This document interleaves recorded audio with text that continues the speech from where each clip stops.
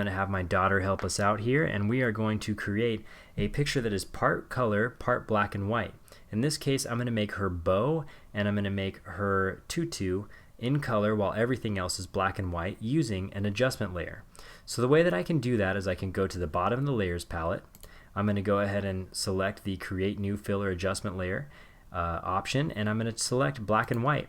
Once I've done that, I can go through, I can adjust the way each color shows up and change the way that my image is looking, but in this case I think it's looking just fine the way that it is, and we're going to get straight into adjusting our mask.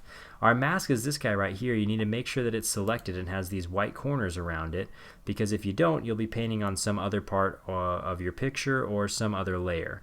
Now in this case, I'm going to take this mask and I'm going to hide its effect, which is black and white, which is going to allow the color to show through on the bottom. Now I can do that by selecting my brush on the left hand side. I can go to my tool palette. Once I have the brush selected, then I have these options up top that I can use. I'm going to go ahead and select my brush size, and I can choose my brush type.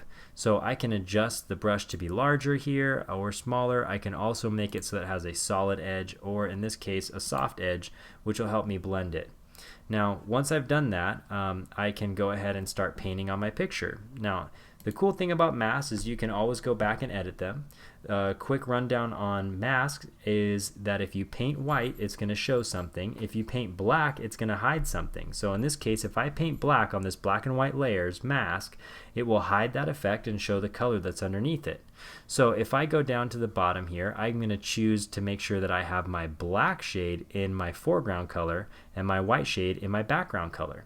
So I can click on these curvy arrows right here, and it's going to switch my foreground and my background.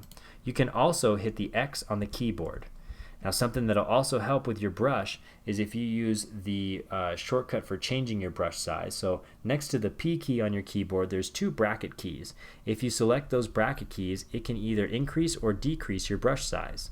This makes it way easier, okay? So that way when you're moving around in your picture, you don't have to go and click and do all that kind of stuff. You can also right click and access this information really easily too, the same stuff that I got up at the top. Now that I want to go ahead and paint, I have black selected, and if I start to paint, color's going to start shining through, which is a great effect. Now it's kind of hard to see my picture and do all these adjustments from afar, so I'm going to go ahead and zoom in using Command and plus, or Command and minus, and I know the plus is probably going to show up as an equal sign, but we can work with that. Now I can also, now that I'm zoomed in, I can use these sidebars to navigate to the left or right. I can also use Photoshop's hand tool. If I press and hold on the space bar, then I can just click and scoot my picture around, and I find that to be a lot easier than using the scrollers on the left and right. So I'm going to use my bracket keys, and I'm going to resize my picture. Now I'm using a fuzzy or soft brush to kind of fade in this effect, so that way I don't go too over the top with it, and it's just kind of up to you depending on your picture how you want to bring this effect in.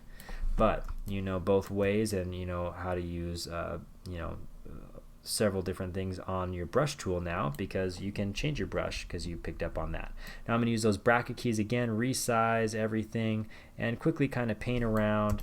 You can also use selection tools to mark areas off. I'm going to be showing you a different video on how to use those selection tools at their best. Now I think we've done a pretty good job of selecting kind of the headband and everything here. Let's just get a little bit more by that ear and a little bit more up top. Okay, now I'm going to use that hand tool again, press and hold the space bar, and I'm going to click and drag over. And now I'm a little bit too zoomed in, so I'm going to do Command minus, and then I'll scoot this over, increase my brush size using those bracket keys, and then I'm going to fade in our tutu here and make sure that we've got plenty of pink there.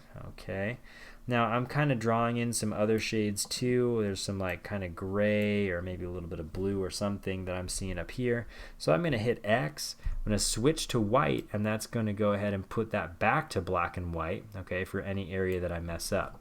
So like I said, in case you accidentally mess up on an area, like I grab some skin tone here and I want to put that back, I'm just going to hit X on the keyboard and I'm going to put that all back. Okay, and I can go back, and now that I've got everything kind of highlighted, I'm going to go and touch up a couple areas just to make sure that this effect isn't showing up in areas that I don't want it to in my picture. Alright, and I would say, let's zoom out and take a look at it. That's looking exactly what I was aiming for, and I hope that helps you guys out.